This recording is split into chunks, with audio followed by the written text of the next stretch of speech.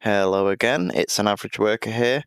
So this is the final installment of the bro split series that I've been doing. This final day is going to be shoulders and triceps. So yeah, starting off strong with a pretty big movement, the barbell overhead press. So I absolutely love doing this movement. I think it's a really good all-round shoulder builder. And I'm actually trying to work on my front delts at the moment. So I substituted a shoulder press for doing this because I've already got strong enough side delts. I lateral raise 17.5 kilos. I can behind the neck press 100 kilos. So I'm pretty strong already on the side delts, but I've never been a good overhead presser. So I've built up to doing sets of 8 with 60 kilos now, and I'm kind of trying to push it up. I actually used the Doug Hepburn method to get my overhead press up, which is I think 8 sets of 2, which I used to do every day, and did them every day for just a month, and got my overhead press from 40 kilos to 80 kilos for 1 rep max in a month. So I would look up Doug Hepburn. He's an all-time silver era lifter who could overhead press something stupid like 500 pounds. But yeah, his method really works well. But yeah, it's a great movement. If you are going to do it with safeties like this, rather than just straight off the rack. Do it off the safeties, because you're going to wobble a lot, and you've got to stabilize your core a lot in this exercise. It's one of the benefits of doing it standing. But if you wobble back when you're doing it and you need to put the bar down at all, anytime, you can put it down anywhere you want when you've got the safeties there. So yeah, treat it like a bench press, sort of. You'd have the safeties on the bench press. You should have them on the overhead press, but you can obviously just unrack from the safeties and reset yourself each time on the safeties, so you can grind out more reps, rather than doing just, reps where you're holding it up in the air the whole time. When you get stuck, put it down and reset and go again. It's quite heavy on your back, this one, but everyone needs that core stabilization. So yeah, try it out. So we're moving on to seated lateral raises here. As I mentioned on my chest and biceps day, I do a light day to warm up for chest, warm up for my presses. But this is my heavy day today. So we're starting off warming up with 15 kilos an arm, which is already pretty heavy for 11. I do a slight cheat to smooth the resistance curve. So I do a small amount of swing there, but the swing is absolutely limited to the amount I can swing when I'm seated rather than being standing. So it's quite good, this. Moved up to 17 kilos here, and I'm kind of focusing on trying to feel it through my side delt and contract and hold at the top of the movement. You kind of need to think about pushing the arms out rather than shrugging it up with your traps, to activate the side delt. It's quite hard to get this if you're a trap dominant person, but work up with very light weights and just think about contracting that side delt. Moving to front raises now. These are a super underrated exercise. I know I said it in one of my previous videos, but I think people should be adding front raises in a lot more than they do. It's a different exercise to your presses. I know people say that it's not, and that a lot of people in the fitness space say, "Oh, you've got enough front delts with your presses. You don't need to do front raises as well, but I think they're an absolutely amazing exercise, and they're really good for helping your presses. Actually, they're really good. A lot of people can't actually activate their front delts, whereas some people are front delt dominant. But if you're not front delt dominant, then do front raises. I was always side delt dominant because I started off with behind the neck press. So it's taken me a while to be able to feel my front delts, but now I can. As you can see, they've gone very round. I think this is something that a lot of natural lifters are missing out, and why, obviously people on gear, they get those massive front delts already, but naturals, you've got to actually work hard for the front delts. They don't just pop straight away from just presses.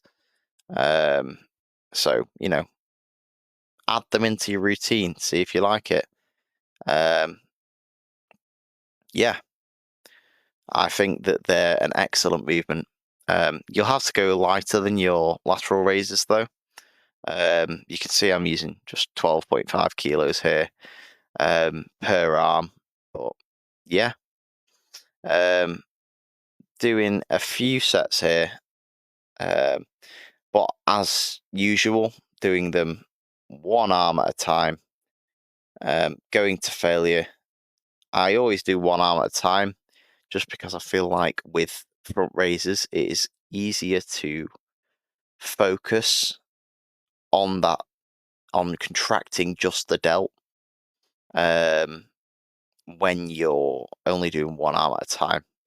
I really struggle with front raises when I do them alternating. I struggle to get my brain into the mode of contracting one after the other. I don't know why, but I can't use as much weight and I can't feel it as well in the delt, and I kind of feel like I get a bit more of an impingement when I do them alternating. So that's something to think about. Also, don't go too heavy on these. If you go too heavy, you're gonna get an impingement. Don't swing it up too much. Just try and contract. So on to one of my favourite side delt exercises here. It's a cuffed cable lateral. I know I have spoken a few times about how I disagree with the optimal movement, but this is another one of those, like my cuffed cable upright rows, where those two exercises for delts, I love to use a cuff and a cable. I know it might seem quite, pencil neck like, but I actually think it's a really good time to be using a cuff, because when you do go heavier on these, and they get heavy quite quickly when you're actually activating just the side delt, it can be quite hard to be able to grip for the entire set with a handle. Now, you can use a handle. There's nothing wrong with using a handle. If you don't have a cuff, use a handle. But my grip's always fatigued from my work, as I've mentioned before, and I do not use straps on back day and on a lot of my other exercises. I get plenty of grip work, trust me, and I also use a Captains of Crush number 3, I believe, to train with. And that's quite a heavy gripper. I worked up from, I had the 1.5, then the 2. Now I'm on the COC 3, I believe. But yeah, my grip strength is quite good. But even though I have small hands, very small hands, but yeah, the cuff lateral raise, really good. I think small hands is probably one of the reasons why I actually struggle with gripping when I'm in that kind of position. The other cue I would say about these is have the cable at hip level. This makes it so that when your arm's fully down, the tension's still going to be on the delt, even at the bottom of the movement. So it means there's constant tension on the delt from bottom to top, which is obviously I'm doing lateral raises already, but this is a little bit of an insurance policy to make sure there's no fibers that I'm not hitting with the lateral raise, although the lateral raise is my main sort of power movement. And that's the way I'd kind of recommend setting this up. It might seem like excessive volume, but you know, I've got good results off it personally. Moving into the cable upright row, I love to have an upright row movement in any program that I do. It's just a different kind of movement for the shoulder. I love these ones the most because, you know, I personally think that barbell upright rows can be an impingement waiting to happen with the internal rotation. The internal rotation is really good and places the medial delt right on the top when you're doing it, which is quite different to how you do a lateral raise. Although it is still a similar movement.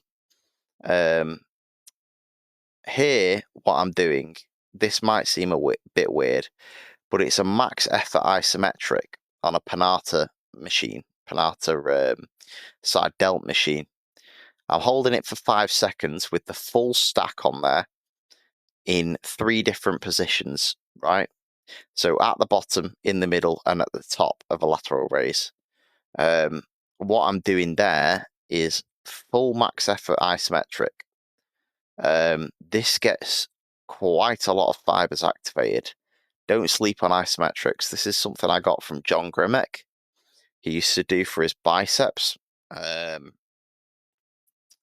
he used to do it for the overhead press too, I believe. But I turned it into doing it for lateral raises because it's something I'd like to work on. Try adding those isometrics in for a lagging body part. It's easy to do. They're not fatiguing. Just 3 5-second max contractions. What I'm doing here is kind of a variation on a loop pushdown. So it's like a rope, but you loop your hands through. I did 3 sets here, but I had to let someone work in with me, so I wasn't filming. I only filmed 2 sets, moved up to 21 kilos here. That's very heavy for this movement. As you can see, I'm quite bent over, and I have my elbows pinned to my sides. So you need to bend to where you're sort of parallel with where the cable's going. So make sure that your body is parallel to the cable. Take a few steps away from the cable stack so that there's a good angle on it, and get parallel. So bend over and get your arms pinned to your sides, and far back. You'll feel it so much in your long head of your tricep. It'll be like nothing you've ever felt before. So I'm doing some dumbbell extensions, lying dumbbell extensions here with 15 kilos. It's quite heavy for me for this exercise because I do it with very strict form. You'll see that the form breaks down nearing the end of the set, but usually my form obviously is very, very, very strict with it. What I like to kind of cue when I'm teaching this is, as you can see here, you put your arms up and then you put your arms back still while being straight. So you push them all the way up to lock out and then move the full arm back. This kind of puts tension on the long head of the tricep already. And when you press right to the top, you're actually still on about a 15-degree angle. So the dumbbell should be about above your head or just behind your head. I hate doing skull crushers with a barbell. I don't really know why. I think it's probably to do with the setup. But I really like doing it with dumbbells. Feel like it's kind of more long head biased and it's quite a bit harder as well. But yeah, these are, I think, probably one of my favorite exercises for triceps. Moving into an overhead extension, as you can tell, I like to get sort of every angle of the tricep worked when I'm doing a bro split. Move to 12.5 kilos here, and I'm just going overhead and kind of pressing up all the way, and just kind of trying to keep my elbow out to the side rather than straight in front this time. You'll feel this really, really strongly on the back of your arm, on the long head of the tricep, but it also kind of builds the lateral head too. This one, I find. I always find I get more sore in the lateral head when I do this, but I also really like dips for the lateral head. That's something I think a lot of people don't have. I feel like people know how to work the long head, but the lateral head is a bit of a harder part of the tricep to hit with anything but presses. And if you're not a really strong presser, you're just not going to have a good lateral head. Um, Triceps are one of those things that there's such a strong genetic component to them as well. Um, that the shape of your tricep is kind of dictated by your genetics, but training definitely has quite a big factor. And I would try and distinguish between the heads of the tricep. I know a lot of people say you shouldn't, and there's no point, but I think you need one extension movement and one kind of pressing movement for the triceps. And I think I kind of like to have one as well, one long head push down movement, like the one I showed you at the start. Another good one would be single arm reverse grip cable extensions. Uh, well, reverse grip cable push downs with the handle, like Dorian used to do.